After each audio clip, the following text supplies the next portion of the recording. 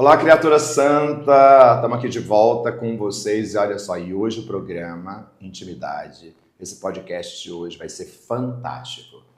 Eu convidei um casal hoje para falar sobre uma temática que muitas vezes está gritando assim no coração.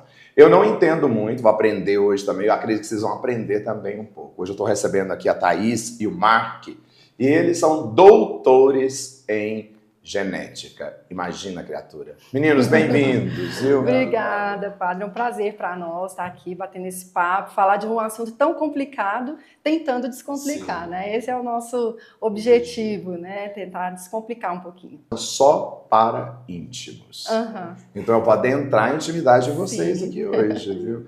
Primeira coisa, fala um pouquinho de você, Thaís, depois fala um pouquinho de você, Mark, da onde você é, de onde você é, porque parece que você não é meio brasileiro, não, né? Meio brasileiro. Ah, é meio brasileiro? Literalmente, então, se for na genética, é meio brasileiro. Né?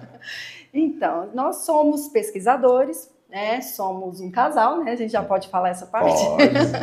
Nos conhecemos na faculdade. Na faculdade a gente teve uma parceria desde esse primeiro momento, né? De estudar junto, de ter interesses em comum com relação à pesquisa. E aí a gente vai construindo aquela relação. Hoje nós temos 2 filhos, trabalhamos juntos há mais de 20 anos. Há mais de 20 anos. Plantamos uma árvore, já fizemos tudo isso. E hoje a gente tem um trabalho que, assim, falando um pouquinho, né, do que nós vamos falar posteriormente, que eu considero que é o nosso bebê, né, que é um livro que a gente fez para um público diferente do que a gente está acostumado, que é o público científico, e eu acho que ele está contribuindo bastante, né, Marcos? Com certeza. Então, eu sou franco-brasileiro, nasci na França, mas cheguei no Brasil com 14 anos. Mas já estou com 48, então eu já falo que sou mais brasileiro do que francês, né? E a gente se conheceu então na faculdade, né? E a gente foi construindo, mas desde cedo a gente sempre teve um interesse pela genética. Na verdade, o primeiro curso que eu fiz foi agronomia, querendo trabalhar com a parte de genética. Mas depois eu vi que não era exatamente a genética vegetal que eu queria, mas a genética humana. Então fui entrando, a Thaís sempre me acompanhando, até puxando minha orelha às vezes. Entramos no mestrado, né? Terminamos a graduação, entramos diretamente no mestrado, dentro da genética. Depois começamos a prestar concursos públicos, entramos como geneticista dentro da Secretaria de Saúde, depois dentro da universidade também concursados, e depois para o doutorado. E aí a gente assim, sempre teve um encanto com a genética. E a gente sempre teve a preocupação do que a gente pode fazer com essa genética, porque a genética é muito ampla, ela se aplica a muitas coisas. E a gente estudando, e junto com os projetos de doutorado, com alguns fomentos de pesquisa casos também, muito com a FAPEL delicados, também, né, Marcos? Isso sempre complexos. despertou muito interesse da gente. A gente via famílias assim desesperadas, porque quando a gente fala em genética, são situações sensíveis, muitas vezes sem muita perspectiva, e aquilo toca muito a gente, né? Mas parece tão difícil, quando assim, genética, parece uma coisa assim, tão complicada. Porque hoje os meninos falam assim, não, eu quero fazer medicina, eu quero fazer isso, aí você fala assim, não, vou fazer genética. Porque é muito científico, né? Isso. E a nossa intenção é justamente humanizar isso. Porque a gente vivenciou, né, isso durante esses anos todos e ainda vemos, né, famílias sofrendo. Porque quando tem uma doença com uma pessoa da família, a família toda é adoece, afetada. né? E a parte espiritual, então, a gente percebeu a importância. E muitas famílias ficam sem saber exatamente o que elas têm. O que é isso? Isso é genético? Não é? Pode acontecer novamente? Se eu já tive um filho com essa condição, será que vai acontecer novamente? E existem dúvidas muito grandes, existe um anseio, uma preocupação, um medo nessas famílias. E assim a gente encontrou o nosso propósito em ajudar essas famílias também a poder participar, caminhar juntos, né? E acho que é isso exatamente que a gente ama fazer. Quando um estava fazendo mestrado, o outro esperou para cuidar do filho pequeno que já estava. A gente teve que agora quem vai fazer o doutorado? Você primeiro, então vamos lá. E agora o outro. E assim a gente tem feito essa parceria, tanto no trabalho, em casa, e também no nosso propósito, que é ajudar as pessoas. Então, eu acho que no mundo de hoje, que o acesso à informação está muito melhor, né? Muito mais fácil, a gente tem que descomplicar esse assunto, porque é um assunto importante e que, como o senhor falou, muita gente não sabe. Não sabe que perdeu um filho, né, ainda na gestação, e que aquilo pode ser evitado se eu procurar um geneticista. Ou se tiver uma doença que já teve numa criança naquela família, ele pode, de repente, ter uma orientação para evitar, né? Então, essas situações, elas precisam ser esclarecidas. E é curioso porque eu conheci a Thaís lá na academia, gente. Então, assim, como quando é só para íntimos, então vocês já sabem.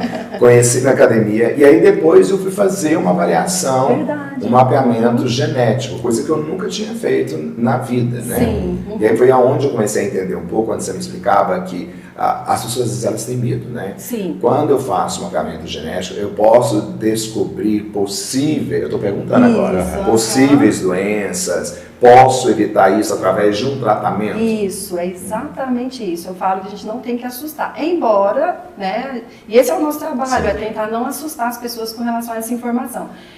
Eu tenho na família caso de câncer. E agora, o meu teste genético pode mostrar se eu tenho esse risco? Pode. Tem gente que se assusta, porque perdeu alguém da família. A gente já teve, né, casos assim, que eu me lembro que rapidamente uma paciente nossa perdeu a mãe, a prima, a tia com câncer de mama e ela falou, não estou pronta para fazer o meu teste genético, mas o médico falou que eu preciso. Eu falei, não, no momento certo, eu estou aqui para te ajudar. E ela fez e hoje ela está ótima, porque aí tem informação para saber o que fazer para que não seja aquele mesmo destino, né? A gente fala que genética não é destino, né? E é para isso, às vezes mas não tem um histórico na família, mas eu quero melhorar a saúde, né? Se eu gosto de treinar, quer estar bem. Então aí, e é importante a gente comunicar com os outros profissionais, a gente faz isso muito, né?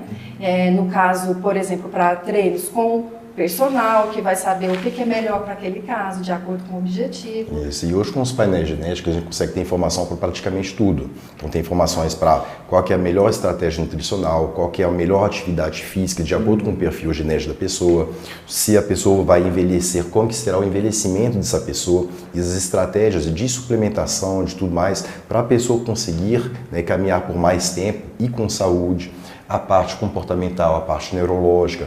Então assim, não estou dormindo bem, tenho um problema com sono, tenho um problema com ansiedade, tenho um problema com isso. E às vezes a gente faz o perfil genético e a gente percebe, realmente, você tem uma genética que dá uma tendência a você fazer ou ter esse quadro clínico, mas existem tratamentos, existem alternativas. E só o conhecimento que a pessoa recebe, então agora eu entendo por que eu sou assim.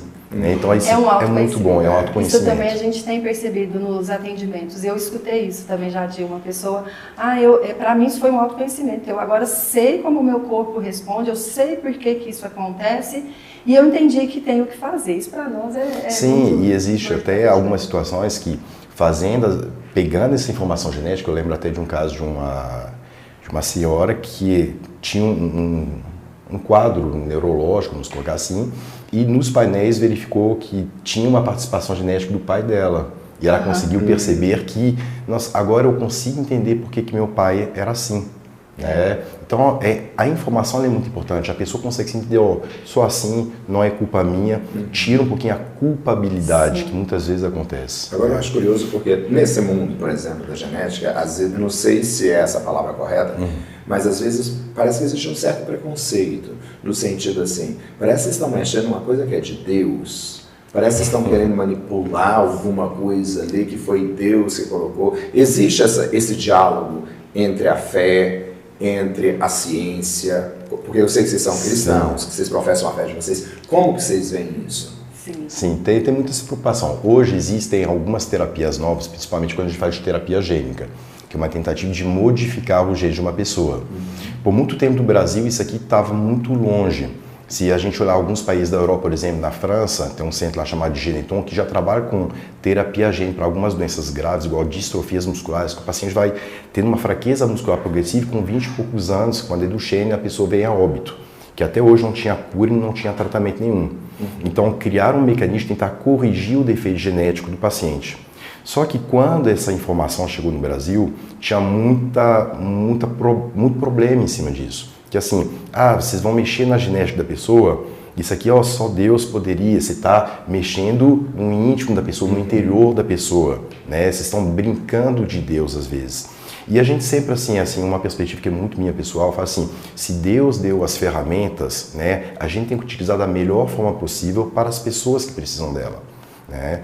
Hoje no Brasil foi aprovada uma nova terapia para AME, que é uma doença neurodegenerativa, que é fatal, que a pessoa vai a óbito se não tratar. E o Brasil aprovou a primeira terapia gênica para essa condição, que é uma condição extremamente grave. É uma terapia muito cara ainda, mas pelo menos para pessoas que tinham a única certeza, a morte, pelo menos é uma luz, né? E eu falo assim, e a gente vê uma participação, né, espiritual, divina também, fala assim, ó, você tem um caminho, agora você tem uma esperança, que eu acho que é muito importante. É tão claro para nós, da nossa vivência, né, o quanto a fé, a espiritualidade atua no nosso comportamento, no funcionamento, reflete no físico. Então, a gente acredita que caminha junto. Sim. E é tão nítido que, pelo menos na nossa experiência, que é dentro de um hospital de referência, aqui em reabilitação, que é o CRE, lá tem uma capela, né? Sim. E eu não sei se todos sabem, mas nessa capela é justamente porque tem muitas pessoas ali adoecidas e que a gente sabe quem está ali, os profissionais, são muitos pesquisadores também, a gente sabe dessa importância e por isso que não só lá, acredito que em outros hospitais tem. Então, dá para caminhar juntos, sim. Claro que na mídia, às vezes para uma questão de chamar um pouco de atenção a algumas pessoas que às vezes nem são tão pesquisadas, assim, não são da área mesmo de pesquisa, vão falar e vão contestar. E está tudo certo, porque aí a gente tem também os argumentos para entender o porquê que... E hoje tem estudos, né? Eu acho que estão nos Estados Unidos, até em Harvard, que confirmam de forma concreta que Sim. a oração, a fé, ela é uma grande ajuda até mesmo na recuperação de alguns pacientes ou de algumas situações. Né? E existem tem estudos genéticos, até em cima de um fenômeno que a gente chama dentro da genética nós de epigenética, que é uma modulação aqui. A fé, a esperança, consegue modular o exercício físico, a alimentação, tudo, faz com que os genes possam se expressar de uma forma diferente. Então, a pessoa que não está com fé, que está para baixo, tudo, às vezes, assim, a parte genética dela parece que não vai funcionar tão bem. E, às vezes, com essa fé, com essa esperança, ela consegue realmente modificar um pouquinho, né, a expressão desses genes. A gente tem muitos estudos. Tem muitos relatos. Eu me lembro de um recente até... lá do CRE, o paciente, a neurocirurgiã falou para ela que o filho dela não ia voltar a andar. E ela falou, a senhora tem certeza que ele não vai voltar? Mas a senhora vai fazer uma cirurgia, né? E aí ela falou assim, eu vou fazer a cirurgia para oferecer o melhor para ele, mas eu não vou falar para a senhora que ele vai voltar a andar. Aí ela virou e falou para ele, para ela, né, para a médica, mas a senhora não pode me impedir de ter fé. E eu acredito em milagre. E aí depois de algum tempo o filho dela voltou a andar. E aí a médica, ela conta, né, esse relato sempre nos nossos encontros e tudo, que ela falou assim, ela já tinha uma fé, mas naquele momento era muito delicado para ela falar aquilo para a mãe, porque é uma responsabilidade muito grande. Mas aí, depois disso, né, ela falou, gente, para quem ainda tem dúvidas, esse é o principal relato, né, da profissão dela. E foi bem, assim, marcante para nós. Agora, é curioso, porque quando eu falei assim, não, eu queria fazer esse momento da intimidade com vocês, porque vocês desenvolveram um trabalho muito bonito, né? Tava na mídia, apareceu, vocês lançaram um livro, onde vocês trouxeram uma realidade que está sendo muito gritante hoje na vida das famílias, que é a questão do autismo. Sim. Né? Olhar para toda essa questão, porque tem um livro maravilhoso que vocês lançaram, não trouxeram, gente, para mim, vocês acreditam? Eles deixaram, e deram de presente. Eu tenho o meu que está lá em casa, já vi. Agora, quando a gente fala do autismo, eu lembro quando os meninos eram pequenos, o pai falava assim, nossa, tentar demais, custou demais, me dê isso e aquilo. Aí depois, passou-se o tempo, conseguiu-se ver, né, toda essa realidade. E vocês fizeram um estudo profundo sobre isso. Por que estudar isso? O que chamou a atenção de vocês na questão do autismo, onde tem tantos pais hoje, não sei nem, parece que em cada não sei quantos pais, várias crianças já nascem. Sim, né? uma a cada 36 crianças. Uma a cada 36. Entre que é a estatística desse ano, né? A estatística desse ano do CDC. Norte-americano. E está crescente, né? Não era esse número. Então, a gente tem visto esse gráfico acompanhando e aí, justamente por ter esse número crescente, foram aparecendo mais crianças autistas nos nossos atendimentos, né? Nós trabalhamos em hospital, trabalhamos com pesquisa e a gente percebia que o nosso conhecimento ficava muito no meio científico, profissional, entre nós, e a gente sabia o que estava acontecendo, mas eles, né? Pais, cuidadores, familiares, eles não estavam tendo acesso a essa informação, eles não entendiam. Eu falava, meu filho é especial. Meu filho, ou às vezes não tinha esse conhecimento e até já teve casos de internação de criança porque não tinha uma terapia, não tinha entendimento. E aí nós resolvemos falar com essas pessoas, não com os nossos colegas, mas com esses pais. São com as pessoas esses que mais precisam cuidadores. de fato, né? Tanto é que esse livro ele é um livro bem simples, ilustrado, linguagem acessível. Isso foi de propósito, né? E foi complicado para nós da ciência, publicando artigo científico em revista internacional, escreve um livro, nossa, mas essa é a linguagem? Sim, essa é a nossa linguagem, porque esse livro... Para quem a gente quer alcançar? É para família, e esses dias a gente ficou sabendo de uma criança autista, a mãe mandou a foto dele lendo o nosso livro, ele tem o quê, 13 anos, e ele falou, mãe, eu entendi. Ele mesmo se entendendo. Então, esse é o nosso propósito, de levar esse conhecimento de forma acessível. Quando o pai tem um filho que está ali, tem alguns sinais, assim, perceptíveis, que pode falar assim, olha, isso aqui pode ser que seja autismo. Né? Autismo. Tem vários sinais que a gente chama de sinais de alerta. O diagnóstico do autismo, geralmente, a gente consegue fazer ele depois de 18 meses, depois de 2 anos, quando os sinais clínicos são mais estáveis, né? Sim. Mas até tem alguns relatos que depois de 6 meses de idade já tem alguns sinais de alerta sobre o comportamento do bebê, o olhar do bebê em cima da mãe, como que ele comporta, se ele assusta mais facilmente ou não assusta com absolutamente nada. Mas geralmente depois de 1 ano e meio que a gente consegue perceber mais claramente.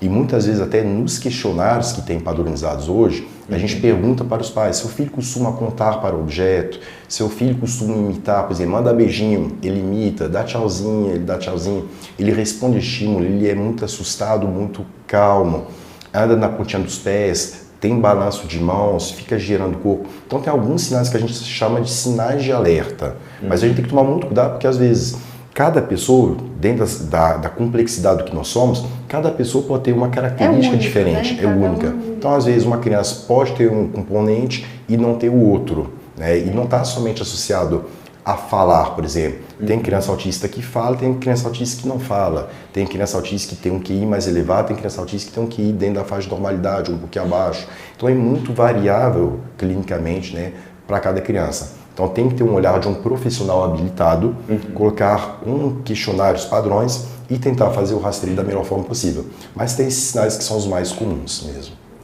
Eu acho que esses sinais, quando a gente faz o livro, quando a gente faz projetos como a gente participa, né, aqui na igreja, é importante porque quem fica mais com essas crianças são os pais. Porque o profissional, ele vai ver ali no consultório, vamos supor, o médico, né, ele vai ali, fica meia hora, 1 hora observando a criança, a mãe relata, ele não vê nada, fala, esse menino, né, não vi nada, passa... Mas a mãe e o pai ficam ali muito mais tempo. Então, quando a gente faz projetos como esse da igreja, né, que é o GAPA, né, nosso projeto, que é um grupo de apoio, né, a esses pais de crianças autistas, a gente consegue levar isso para eles e eles já têm essa visão e conseguem até relatar melhor para os profissionais o que está acontecendo. Então, é uma ajuda para a criança, usando essa família para ajudar também junto com os profissionais. É um trabalho em conjunto. Mesmo tendo todo esse processo hoje já, de uma certa forma, de estar sendo divulgado, de ter campanhas, né? A gente percebe que parece que se diz, graus, né, diferentes de autismo. Tem grau diferente. Você olha para uma criança que às vezes é autista, mas você nem percebe. Só eles dizem que o Messi tem autismo, não sei. Ele é autista, não sei. Né? Eles dizem, a gente escuta. E aí, quando se vê por mais que tenha essa conscientização, tem gente que ainda nega. Procura negar, sim, não quer aceitar. Tem muito processo de negação, porque é uma situação complicada, que muitas vezes as pessoas vão categorizar, falar, nossa, ele é autista, como se fosse algum problema, como se fosse uma doença. E o autismo não é uma doença, a gente chama de um transtorno, né, transtorno do comportamento, e tem que ter um olhar específico, mas cada autista é uma condição única. E justamente porque tem esse nível de suporte diferente, que é o que caracteriza o grau, a gente tem que olhar essa individualidade. E uma das coisas que eu acho que é importante para a aceitação, que eu acho que os pais eles vivem um luto do diagnóstico, isso é um fato. Aí vem a questão da espiritualidade, da entrega ali de grupos de apoio, entre outros pais, inclusive, que têm crianças autistas, isso faz muita diferença, porque eles passam por um luto, eles mesmos relatam isso depois, um luto que às vezes vai mais de ano, para aceitar mesmo que a criança, não por eles não amarem seus filhos, e isso vem dos relatos milhares que eu já vi de pais, não é com o meu filho, é com as pessoas, com a sociedade, como que eles vão ver o meu filho. Então, a preocupação deles é justamente isso. Então, eles meio que fecham ali, não quer que ninguém saiba que o filho tem aquele problema. E muitas vezes tem a preocupação também, assim, que eu vejo muito comum dos pais, assim, eles falam, que vai ser do meu filho para frente? Como que ele vai crescer? Será que ele vai se inserir na sociedade? Será que ele vai conseguir trabalhar? Quando eu partir, o que vai acontecer com ele? Porque eu não estarei mais para cuidar. Então, eu vejo essa uma preocupação muito constante nos pais, né? Mas hoje, assim, com o aumento de informação, a gente vê cada vez mais muitos adultos que têm o transtorno do espectro do autismo que descobrem até de uma forma tardia. Tem até um que eu conversei há pouco tempo atrás, muito simpático, muito boa pessoa, que ele é autista, já teve o diagnóstico médico certinho, ele foi casado, acabou separando, na separação ele teve um problema, foi no médico, fizeram avaliações e descobriu depois de adulto que ele era autista.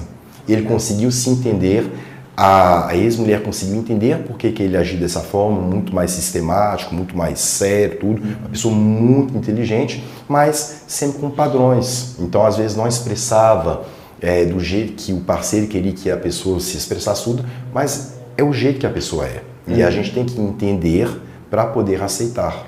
Agora uma dúvida aqui. Sim. Eu acho que muita gente aí deve ter também essa dúvida. Às vezes a gente escuta tanta coisa que às vezes você nem sabe por onde. Autismo. Tem cura? Isso é uma discussão A complicada. gente não tem cura. Então vamos assim, por que não tem cura? Primeiro a gente considera que não é uma doença. Por isso. E em outros aspectos, mesmo que é normal às vezes as pessoas falarem dessa forma, né? É questão de que é genético. Então ele tem aquele fator genético que leva aqueles sinais. Porém ele pode ficar sem terapias, ter uma estabilização do quadro, ter uma qualidade de vida, um desenvolvimento, né, considerado normal ou típico, né? Porque a gente fala que são crianças atípicas ou adultos atípicos, neurodivergentes, né? Tem vários termos. Mas eles podem ficar estáveis e não precisar de terapia, sem medicação, vida normal. A gente não fala cura porque é uma questão comportamental. Né? Mas é uma questão que sempre é muito colocada. Né? Então, muitas vezes assim, será que meu filho vai sair? Será que ele é assim? Não tem como. E é uma preocupação que tem, e é uma preocupação válida de fato. Mas a gente acompanha várias crianças que têm um transtorno que estava em nível 3, pulou para nível 2. Que era 2, foi para 1. Que era 1... Hoje, com as terapias, com os tratamentos, com os cuidados, tudo, tá tão, que a gente chama assim, no limite, que a gente chama de borderline na parte científica, que está na transição, que quando a gente for fazer uma reavaliação, a gente já teria que questionar, será que ele está ainda dentro do transtorno? Mas a gente sabe que o componente genético permanece ali. Mas assim, melhora tanto, então o nível 1 às vezes melhora tanto, que a gente olha assim, parece nem ter autismo. Mas a gente sabe que o componente genético permanece ali. Né? Então é muito difícil, né, essas avaliações. Agora a questão espiritual, nesse aspecto, para lidar com tudo isso é fundamental. Justamente por ser comportamental. E aí, uma coisa assim também muito da intimidade, né, que a gente vê das famílias. Sim. A quantidade de pais que se separam por ter filhos autistas. Isso é, assim, para mim, particularmente, me preocupa muito. Eu acho que, posso falar que a maioria dos que eu atendo, se eu fosse colocar em porcentagem, a maioria, é muito difícil o casal andar junto ali para esses cuidados. Eles não abandonam o filho, mas muitas vezes eles ficam diferentes, seguem caminhos diferentes. Eu observei isso. Aqui na paróquia nós temos um grupo de apoio, né, aos pais, foi uma ideia que surgiu porque eu atendia na confissão ou no atendimento espiritual e algumas mães chegavam num sofrimento muito grande porque o menino tinha autismo e o pai simplesmente deixava, abandonava, se separava, às vezes via o filho ou não. E aí eu senti, falei assim, meu Deus, o que a gente poderia fazer? Foi onde nós começamos esse projeto, né? Foi um primeiro encontro que nós fizemos, convocamos os pais, nós ficamos assustados pela quantidade de pais que vieram. Porque às vezes tem uma tensão muito grande hoje para a criança ou para aquele que tem, mas o pai e a mãe praticamente, às vezes tem que parar a vida. Sim.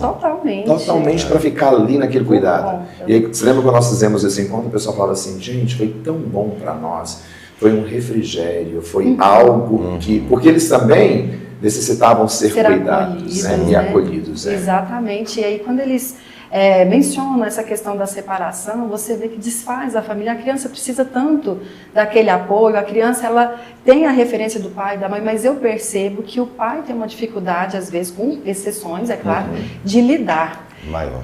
Não que ele não sofra. É muito ruim a gente pensar nisso, porque fala assim, nossa, a mãe fica sobrecarregada, e é muito comum, não estou dizendo que não, mas não quer dizer que o pai não esteja sofrendo. Porque aí a hora que a gente vê, né, o pai levar, você vê o sofrimento dele, só que ele não põe para fora, às vezes, como a mãe. Você acha que existe uma certa vergonha? Por exemplo, de um filho, de repente, tá ali, a pessoa não querer se aproximar, não querer estar junto, não querer expor. Porque parece que a impressão que eu tenho muitas vezes é que a pessoa ela cai com uma certa culpa. Parece que eu sou o culpado daquilo, eu quero buscar um culpado para aquilo. Eu acho que sim, eu acho que existe uma certa proteção também, eles não querem expor a criança, porque sabe que a criança pode ter uma crise, pode ter um surto, e aí vem a vergonha, porque está no ambiente público. Por isso tem tanta campanha sobre conscientização, vaga especial no shopping, na fila. Por quê? Porque essas crianças, elas entram às vezes em crise, e o que a gente pode fazer ali nesse momento? Priorizar o atendimento dessa criança, entender que ali no shopping ela pode chegar mais rápido ali no carro, e tem várias outras situações que a gente, se a criança está dando tem uma crise ali no meio, oferecer ajuda para o pai. Às vezes a gente não precisa tocar, mas para o pai, posso te ajudar, né? Então essa conscientização é importante, porque eles estão muito sobrecarregados. Sim. E a gente já atendeu muitas famílias assim que os pais falam assim, a gente não vai mais para restaurante, porque toda vez que a gente vai para restaurante, é muita gente, a criança fica muito agoniada, a criança ali está sofrendo, porque para ela aquele ambiente ele é muito opressor, é muita informação, é muita gente, é muito barulho, muita luz, então a criança ela fica realmente tensa. Então, às vezes, a criança, ela fica ansiosa, ela tampa o ouvido, começa a gritar, tudo assim. Pessoas ficam olhando e os pais, às vezes, ficam assim, se sentindo, nossa, tá todo mundo olhando pra gente e tal. E a gente vê muitas vezes os pais, a gente não sai mais, né? Então, aquele prazer de sair em família, tudo, a gente agora fica em casa, porque as pessoas ficam olhando, ficam julgando, questionando, você não tá pondo educação para essa criança. E porque muitas pessoas que não entendem ainda do autismo, né, fala assim, acho que é birra da criança. E não é. Aquela criança tem um processo, uma sensibilidade às vezes maior do que uma outra pessoa. E a gente faz muita comparação. Imagine se você tivesse, sendo ao mesmo tempo, gente enfiando agulhas em você, dando tapa, colocando cheiros fortes no seu nariz, apertando você e tudo. Então você recebe, muitas crianças recebem um excesso de estímulo. E para ele é uma agressão muito forte. Então a criança não tem culpa, os pais não têm culpa. E a sociedade, por isso que a gente se preocupa em passar o máximo de informação possível para as pessoas que às vezes não têm um contato direto, conseguirem entender, essa criança está sofrendo, às vezes a família também está sofrendo. É um processo que é muito complicado, né? Vamos passar para um quadro agora, né, que não sou eu mais que faço as perguntas. Né? É uma caixinha onde está aqui, criatura santa, responda. Então o pessoal manda as perguntas e vocês vão responder aqui. Eu vou pegar aqui aleatoriamente para ver o que as pessoas estão perguntando. Vamos lá, deixa eu ver. Eu queria saber, tem um filho autista. Tem um filho que é autista. Gostaria de ter outro filho, mas temos medo de arriscar. Essa pergunta é bem frequente. Sim, ela é muito comum. Nós temos vários casais, a gente fala assim, como o autismo tem uma forte participação genética, a gente sabe que pode acontecer novamente. Temos casais, por exemplo, que têm 3 filhos, os 3 são autistas. Aqui, inclusive nos nossos projetos, a gente tem aqui. Porque tem uma mãe e um pai que os dois, são 2 filhos, 3, não sei. Tem um aqui com 3, tem um com 2, 6. E é muito comum, na verdade. E nem sempre os filhos serão autistas todos iguais. Então, um filho pode ter um autismo leve, ou ter um autismo moderado, um pode falar, o outro pode não falar. Então, tem uma variabilidade clínica muito grande, porque as contribuições genéticas elas são bem variáveis. E é uma preocupação que todo mundo, assim, já tive um filho. Às vezes tem um autismo leve, tranquilo, mas eu já atendi uma senhora que tinha um filho autista nível 3, nível de suporte mais complicado, que a criança tinha convulsão, que a criança tinha autoflagelação, ela se machucava, e a mãe falou, tive que parar de trabalhar para ficar 100% do tempo por conta do meu filho, que eu tenho medo dele se machucar, tenho medo de acontecer alguma coisa.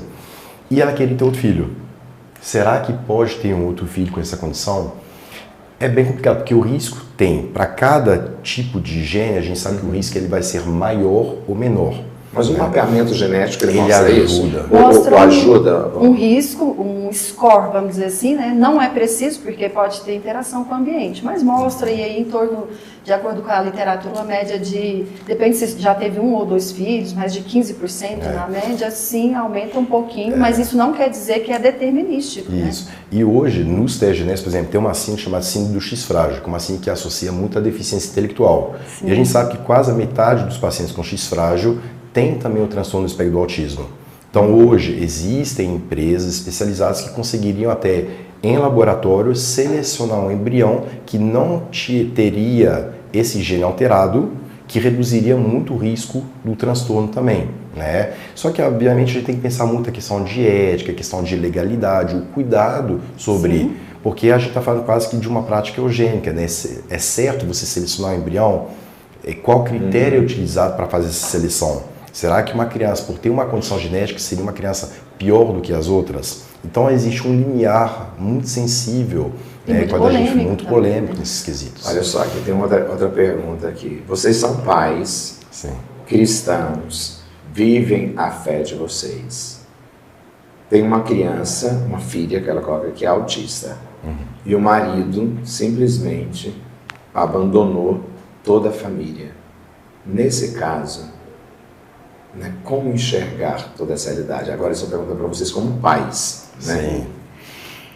Bom, eu enxergo, primeiramente, observando que a importância da família para a criança, né? Então, nessas condições, a gente não sabe qual que foi se o motivo é somente esse da criança ter essa condição que abalou esse casamento. Mas eu acho que o olhar para a situação da criança é o principal para poder reconstruir essa base, né? Para dar essa qualidade de vida. E aí a questão, a partir do momento que essa criança ela precisa desse suporte do pai e da mãe, eu acho que valeria muito a pena tentar, né, reconstruir toda a família, porque é um suporte, inclusive para os pais. Não é só a criança que vai se beneficiar disso, dessa união, né, dessa tentativa. Com certeza, isso também vai, Sim. porque os pais precisam desse apoio, né? E eu falo assim, casar é uma situação assim muito boa. Ter filhos é uma coisa muito boa também. Só que envolve uma responsabilidade muito grande. Você é responsável por uma vida. Aquela vida, até a gente da parte de Ney fala assim, metade é você ali. É um pedaço de você que está continuando para frente. Então, quando a gente tem filho, a gente tem uma responsabilidade com aquela criança. E muitas vezes, a pressão social, o dia a dia, o trabalho, as pessoas ficam estressadas, ficam nervosas e você fala assim, não aguento mais, a história sai. Mas cadê a responsabilidade? Cadê o compromisso que você fez anteriormente? E eu falo assim, sempre existem esses desafios. Se tiver uma criança autista, se tiver uma criança não autista, independentemente da condição, a criança vai evoluir, vai ter seus problemas, vai adoecer, vai ter isso, vai ter aquilo, vai ter dificuldade de arrumar emprego, vai brigar com o parceiro também. E os pais, eu acho que no papel dos pais faz parte esses desafios. A gente assumir a nossa responsabilidade e a gente tentar fazer o melhor para essa criança, né? Então, tirar um pouquinho do nosso, tirar um pouquinho das coisas que são muito voláteis. Estragou, não ficou bom, vamos trocar. Então, assim, tem que talvez segurar mais um pouquinho, né? A questão é que ela fala que abandonou, né? E aí eu acho importante também, só para fechar aqui, o papel das terapias, seja também a procura espiritual para esse pai que abandonou, porque muitas vezes ele está sofrendo, aquilo que eu falei, não vamos pensar que é só a mãe ou o filho que está sofrendo, acho que todos sofrem. Né? Então é importante também nessa busca. Olha só essa pergunta aqui, né? Tudo aquilo que Deus criou é perfeito. Foi isso que sempre aprendemos na nossa fé e no nosso caminhar. Algo que muitas vezes aparece como uma deficiência, uma situação, pode ser considerado castigo de Deus? Jamais. Jamais. Gente, lendo aí essa frase, eu me lembrei de uma frase também do Marcos Mion, lembrando que ele tem um filho autista, e ele fala assim, eu achei que a minha vida era perfeita, até eu ter o Romeu, que é um filho autista. Agora sim, eu tenho certeza que a minha vida é perfeita. Por quê? Ele precisava de ter aquele filho para ele cuidar, para a vida dele ficar perfeita. Né? Então, E é interessante porque até a gente discute muito isso com os alunos lá da medicina, sobre assim, o que é perfeição, né? Eu estava mostrando até essa semana sobre pacientes que têm uma condição que a gente chama de polidactilia, que é presença de mais 5 dedos em mãos. Então a gente mostrou foto de pacientes com 6 dedos, com 7 dedos, com 8 dedos. Falei assim, isso é normal? Eu não é normal, não sei o que tal. Eu falei, então peraí, e se todo mundo tivesse 6 dedos? Pessoas com 5 seriam as anormais. Então qual que é o nosso critério de normalidade? O que a gente tem por ser normal? Uma pessoa que tem miopia, por exemplo, que não enxerga, ela é pior do que uma outra que enxerga em relação a quê? Então qual que é o critério que a gente utiliza para falar que uma pessoa é melhor ou pior do que as outras? Então muitas vezes a gente vê até nas crianças autistas, eu falo muito sobre isso, você pega uma criança que é autista, que não mente, não engana, não trapaceia, ela é pior em quê? Ela é muito melhor em muitos aspectos do que muitas outras pessoas que são chamadas de pessoas normais. Às vezes são filhos muito melhores do que filhos chamados de filhos normais. Então a gente tem que repensar um pouquinho, rever. Não é uma imperfeição, é somente uma situação que é diferente. E por ser diferente não é pior nem melhor, é somente diferente. O pessoal aqui está arrasando nas perguntas aqui da caixinha. Olha só. O tratamento para aqueles que têm autismo, geralmente, é muito caro. Quem tem dinheiro consegue levar o filho nos melhores hospitais, ter os melhores atendimentos. E nós, que somos pessoas simples, que não temos muita condição, aonde procurar? Aí está o nosso papel como voluntário também, né? Os profissionais de saúde, seja dentro da igreja, cada um, né, na sua igreja, ou mesmo a gente sabe que tem às vezes eventos, né? Que essas pessoas podem procurar, porque hoje é um assunto muito falado. Então, direto tem algum tipo de evento que os profissionais se unem, oferecem. Agora tem, pelo menos particularmente para nós, né, um suporte no SUS também. Mas com certeza todas as buscas elas são muito importantes, seja através da igreja, através desses atendimentos, os profissionais que oferecem um trabalho voluntário. E realmente é muito difícil, é muito caro, mas existem estratégias que podem não ser, né, tão caras também. E cada vez mais assim existem pessoas que querem, né, eu vejo sempre, faz um podcast, dá uma videoaula, alguma coisa, tem muito conteúdo bom também nas mídias sociais, na internet, YouTube. Então tem muita gente que está disposta em tentar ajudar o próximo. Fala assim, pode fazer assim, não coloque excesso, tentar reduzir, coloca um ambiente mais clean, alimentação, verifica a seletividade alimentar. E tem muitos grupos de famílias, né, que geram um apoio. Fala assim, troca de experiências. Com meu filho não funcionou isso, mas está funcionando aquilo. Então, fora os programas sociais da igreja, várias outras situações, né, de pessoas que têm esse interesse de pais, né, eles acabam dando suporte, porque acho que eles se identificam muito, né, com a situação. O meu filho melhorou, eu posso ajudar essa outra família. Existem esses grupos de apoio e eles são fundamentais, com certeza. Gente, esse tema é muito interessante. Eu acredito que a gente está aprendendo muitíssimo, mas muitíssimo mesmo aqui, mergulhado nesse universo. Quando você estava falando, hoje nós temos uma obra social que é a Casa Mãe de Misericórdia aqui na paróquia, que nós estamos atendendo 22 crianças, né? Sem falar as 11 que estão na creche, né? Então existe sim trabalhos onde as pessoas voluntariamente estão ali atendendo. A gente sabe que é caro mesmo. É caro. Algumas realidades são bem caras. Assim, às vezes a gente fala assim, olha o Marcos Mion, a gente fala assim, mas o Marcos Mion é o Marcos Mion, né, pai? Eu não sou o Marcos Mion, eu não tenho essa condição. Mas quando você estava falando nisso, era justamente da relação. Porque a relação também é curativa, né? Com certeza. No grupo de apoio, tá ali com outras famílias, no ambiente, né, que proporciona essa fé, essa busca espiritual. Eu acho que eles, tanto é que nas nossas experiências, nos nossos encontros aqui do grupo, a gente percebe como eles saem fortalecidos, né? Os pais saem muito fortalecidos. E é interessante, acho que na última vez que eu vim aqui no evento, né, é interessante, às vezes a gente saía um pouquinho do consultório e dava uma olhada, e você via muitos pais conversando com outros pais, trocando experiência, fala assim, eu não estou sozinho, não sou só eu que estou passando por isso. Tem várias pessoas que também passam por isso, às vezes em situações mais complicadas, essa pessoa também tem isso, e eles vão conversando. É um projeto de ajuda, né? Tem uma ajuda espiritual, tem uma ajuda social, tem uma ajuda psicológica. Esse aspecto social é importante, você falando do atendimento, eu me lembro também de uma mãe que ela era muito fechada, e as pessoas falaram, olha, Thaís, essa mãe tem 3 filhos autistas, ela precisa falar com você, mas ela é muito fechada, nós estamos com medo de falar com ela, porque se falar ela não vai querer. Falei, posso tentar? Pode. E a forma que a gente chega, né, às vezes a gente tem um pouco de experiência, sabe que é difícil, sabe da dor dela, né, ou pelo menos, claro que assim, só ela sabe essa dimensão, mas a gente imagina a dor, então a forma que eu fui, cheguei, logo ela estava ali sendo acolhida, logo ela estava sorrindo, ela já foi para outros atendimentos, então esse momento de acolhimento com grupos de apoio eu acho que é fundamental, independente de ter o dinheiro ou não, né, que nesse aspecto é a questão mesmo humanizada do serviço, do atendimento, desse apoio.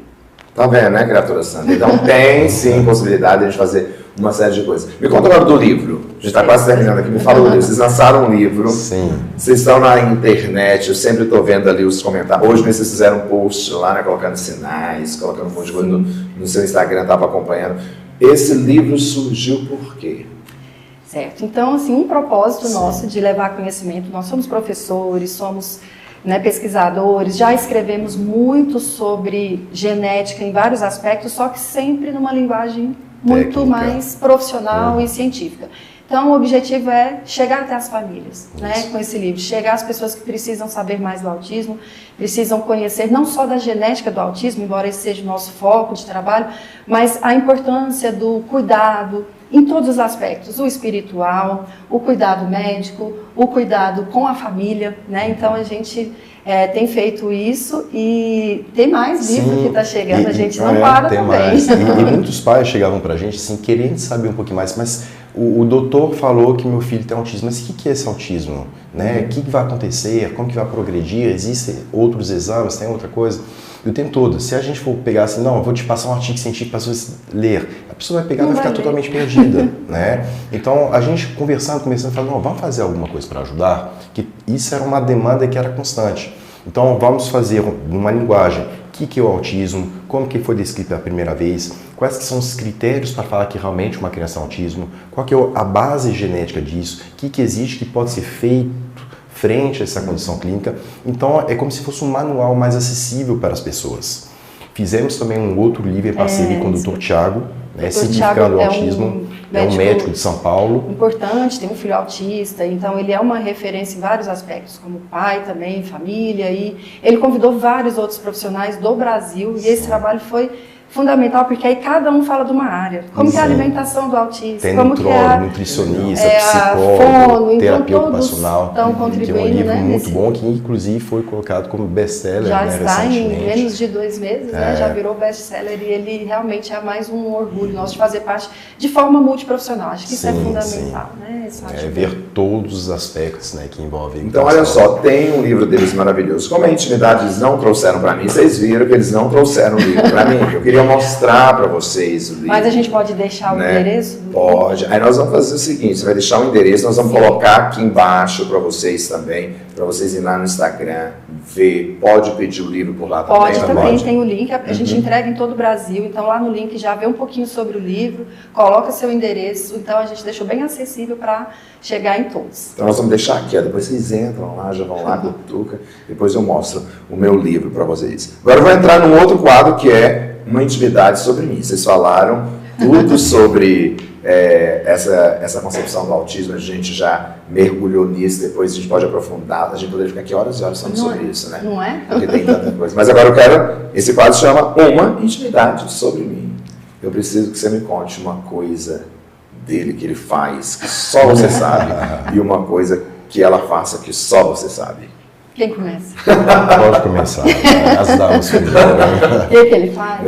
Ele ainda fala algumas palavras em português com sotaque que quase ninguém percebe, só eu. Ah, é? E então fala aí pra gente ver. Tem alguns nomes, por exemplo. Como que fala? Nem sei mais. Elaine. Toda vez tem algumas palavras que... Elaine, que é com A-I. Elaine.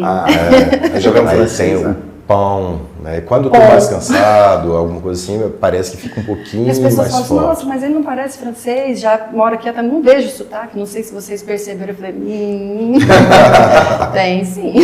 Agora é a sua vez, Mark, uma coisa dela. Eu falo assim, a Thaís... Ele vai elogiar.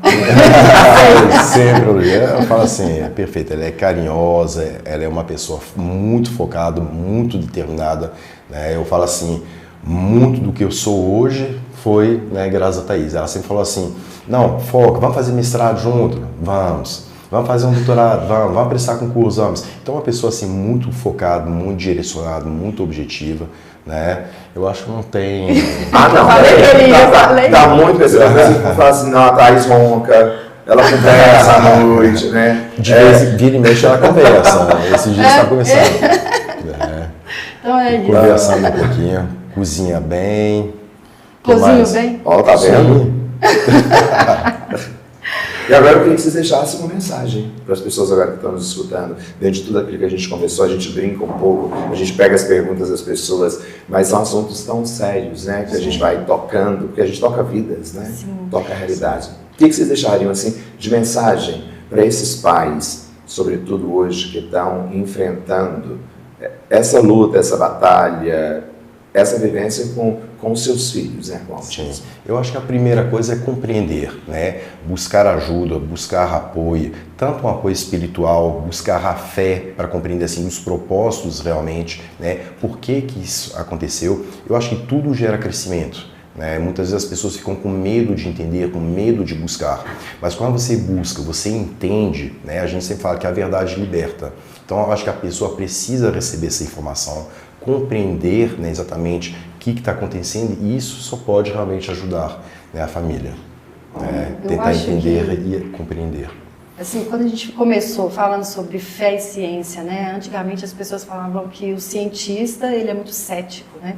A gente ainda escuta muito disso. Sim. E eu acho que é tão, não sei, assim, dentro da nossa experiência, mas claro que também da nossa criação, né? Dentro da nossa religião, mas eu percebo, eu vivencio, né? E isso durante toda a minha vida profissional, a importância, e eu queria deixar mais esse relato aqui para os pais, seja de crianças autistas ou pessoas que tenham problemas com doenças como câncer, né? Doenças que às vezes a gente pensa que não tem perspectiva nenhuma de cura, a gente vê muito isso na genética, mas que com certeza o apoio espiritual, além do apoio profissional, ele é fundamental, ele pode ser decisivo e nós temos essas experiências, poderíamos ficar aqui horas relatando casos, muitos casos dessas experiências que a gente tem. Então, e eu acho que a ciência, ela tem a sua parte de fé, né? Porque se a gente aceitar tudo do jeito que é, falar, não, isso aqui é assim, não é. A gente vê na ciência sempre uma busca para compreender, uma busca para inovar, tanto os fármacos novos, tratamentos novos, tudo foi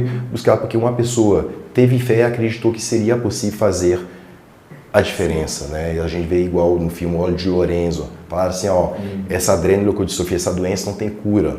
Falaram assim, não aceito, eu tenho fé que vai encontrar alguma coisa. E constantemente novas descobertas, novos tratamentos. E hoje a gente já está muito melhor do que era no passado, né? Eu acho que, então, a ciência, ela tem que ter esse apoio da fé para conseguir realmente conseguir algo a mais.